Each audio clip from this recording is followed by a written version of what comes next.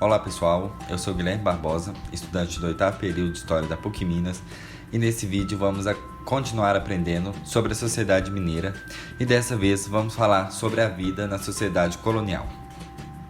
Minas Gerais representou uma grande mudança no modo de viver da colônia brasileira. Antes, as pessoas costumavam viver mais nas áreas rurais do que nas urbanas, indo aos poucos povoados e vilas só em épocas de festa. Em Minas foi diferente, eram muitos os povoados que se formaram e neles as pessoas moravam o ano inteiro. O ouro e os diamantes trouxeram prosperidade para muitas pessoas. Havia mineradores, fazendeiros e comerciantes ricos, mas a maior parte da população vivia em condições difíceis. O custo de vida era alto e o governo não oferecia muitos serviços importantes para a população, porque suas principais preocupações eram cobrar os impostos e evitar problemas que atrapalhassem os trabalhos de mineração. Em muitas vilas e povoados haviam irmandades, que eram associações devotas a um santo ou santa católica, única religião permitida na colônia.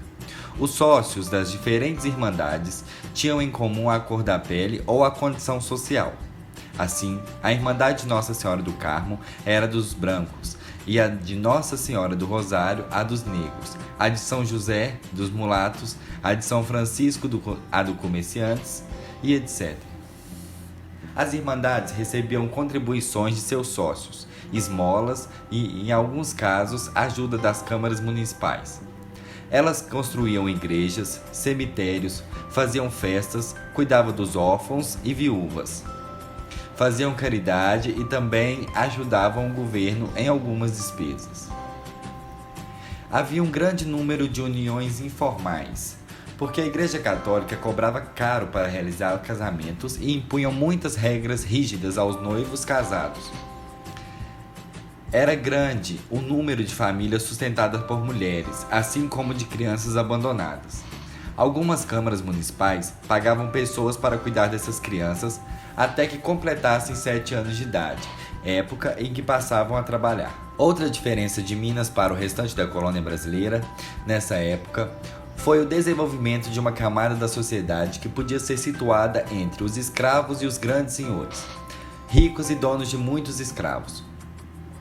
Essa camada média era formada por trabalhadores livres, comerciantes, artistas, artesãos, vendedores ambulantes, advogados, professores, funcionários públicos, militares e etc.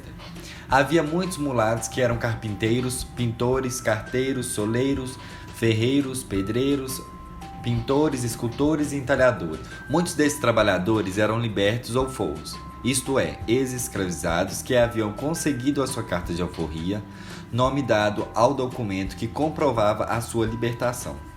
Mas a maior parte do trabalho cabia aos escravizados, que além de mineração, trabalhavam também no comércio, no transporte, no serviço doméstico e muitas outras atividades. Nas pequenas propriedades rurais, o trabalho era realizado pelas famílias. Muitas tinham escravizados, mas eram nas grandes fazendas e na mineração que eles eram numerosos. Como acontecia com a maior parte dos produtos, os negros escravizados custavam muito mais caro em Minas do que no resto da colônia, e por isso muitos senhores os faziam trabalhar duramente para compensar o investimento que havia feito. Dessa forma, os escravizados empregados na mineração viviam poucos anos, e havia sempre a necessidade de comprar novos escravizados. De maneira geral, castigos, má alimentação, proibição de todo tipo e preconceitos faziam parte da rotina dos escravizados. Havia, contudo, a possibilidade de um escravizado se tornar livre, conseguindo sua carta de alforria, documento que podia lhe ser dado pelo senhor ou comprado pelo próprio escravizado, a prestações ou à vista, com frutos do seu trabalho. Os negros escravizados procuravam resistir à escravidão de várias maneiras, se revoltando, deixando de ir trabalhar, fugindo e formando os quilombos, que eram uma espécie de aldeia onde eles viviam em liberdade, muitas vezes de acordo com os costumes africanos. As autoridades tentavam destruir os quilombos e capturar os negros fugitivos. No próximo vídeo, vamos continuar aprendendo sobre os quilombos e as formas de resistência à escravidão.